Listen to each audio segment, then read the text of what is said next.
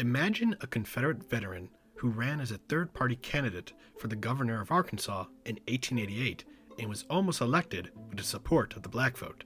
Does that sound like an alternate history? Well, it isn't. This almost happened, and I can't help but wonder, what if he won? Hello everyone, I'm Matt Mitrovich, the alternate historian. In this video, I want to discuss the obscure Union Labor Party and ask, what if they weren't so obscure? First, some historical context, and excuse me while I oversimplify a lot of history on the American South. Following defeat of the slavers in the American Civil War, Republican governments were installed with support of the U.S. military during an era commonly known as Reconstruction. These governments attempted to reintegrate the southern states back into the Union while protecting the rights of the newly freed slaves.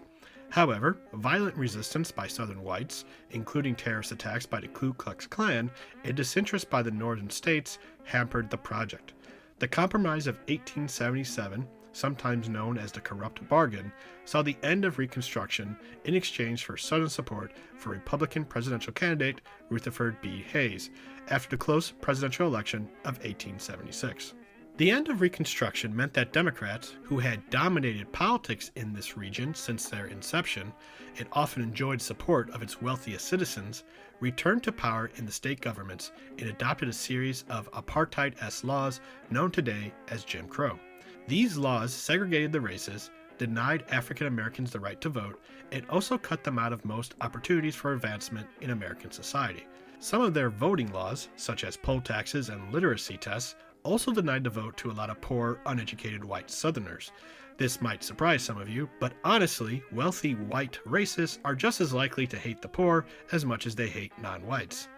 Anywho, to maintain this status quo, state and mob violence was carried out, while Supreme Court rulings, such as Plessy v. Ferguson in 1896, legitimatized the Jim Crow regime. Thus, the South basically failed to be a functioning democracy until the Civil Rights Movement ushered in the end of Jim Crow and secured the vote for millions of Americans in the 1960s. But could this have been avoided even after Reconstruction ended? You see, Jim Crow didn't happen overnight. Indeed, the black vote continued to matter throughout the 1880s. Meanwhile, laborers and farmers of all races were organizing into unions, like the Knights of Labor, and farmer advocacy groups, like the Agricultural Wheel, in order to address their concerns about low pay and poor working conditions, while also challenging the rule of wealthy Southern Democrats. And it's during this time that we saw the rise of the Union Labor Party, one of the many labor parties in American history. It was formed in 1887 in Ohio in order to unite farmers and industrial workers across America, and it gained quite a following in Arkansas, enough so that in 1888, the local party nominated Charles M. Norwood for governor to run against the Democratic candidate James Philip Eagle. Now, Norwood was an interesting candidate. He fought for the so-called Confederacy, and for his troubles, his leg had to be amputated after he was wounded at the Battle of Chickamauga. Later, he became a medical doctor, and his concerns regarding the plight of small Arkansas farmers led him into politics. He was elected as a state senator before becoming the Union Labor Party candidate for governor. Despite fighting for rebel slavers, Norwood attracted a lot of support from black voters. This was because white and black voters found his anti-corruption, pro-labor, and pro-small farmer platform appealing. Norwood even gained the endorsement of the Republican Party, who wisely realized any candidate they ran would be extremely unpopular in post-Reconstruction Arkansas. Plus, the Arkansas economy wasn't doing so good at the time, and it helped drive many voters to the Union Labor banner. On Election Day, Norwood did quite well, all things considered. Although he lost, he did so only by 15,000 votes, and in the face of Democratic cheating. You see, there were almost immediate accusations of voter fraud, which included ballot boxes being stolen in pro-Union Labor districts, harassment of black voters, and even Democrats murdering Union Labor members.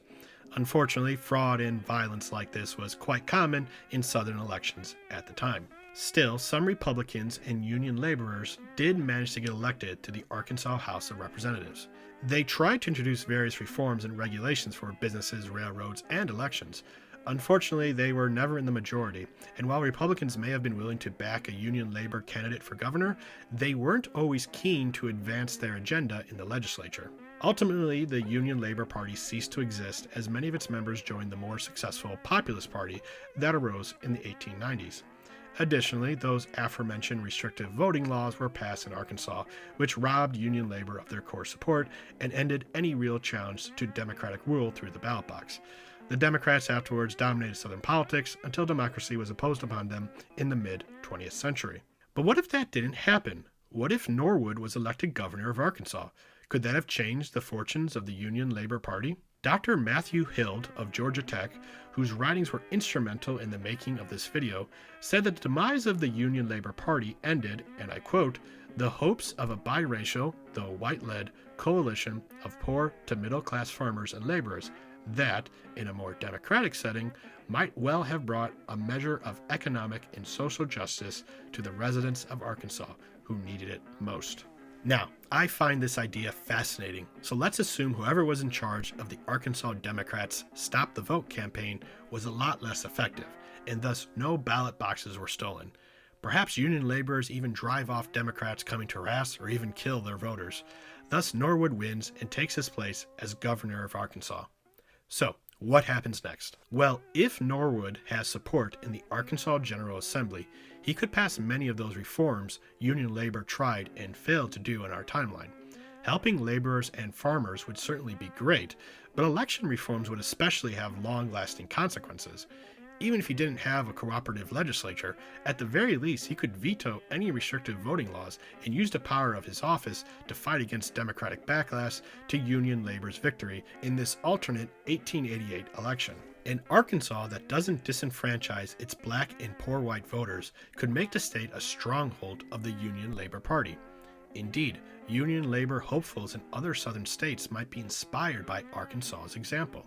Local Republicans may strategically not field their own candidates in Union labor strongholds and instead tell their voters to support Union labor candidates, while forming coalitions with them on both the state and federal level. This coalition could then become a serious roadblock in the creation of the Jim Crow regime of our timeline. Indeed, in order to keep the support of the black vote, Union labor would likely have to support some measure of racial equality. This might not necessarily mean the complete reversal of segregation, which was instituted in some places even during Reconstruction, but at the very least we could actually see Union labor and the Republican allies deliver on promises made to black voters.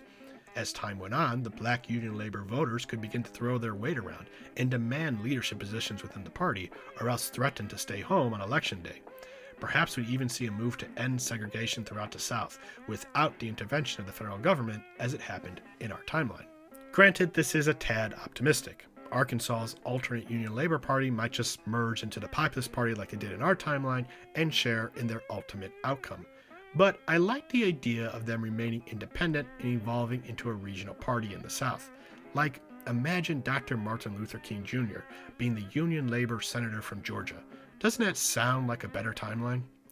Unfortunately, we live in this timeline, and I can't help but see similar tactics being done now to disenfranchise voters across America.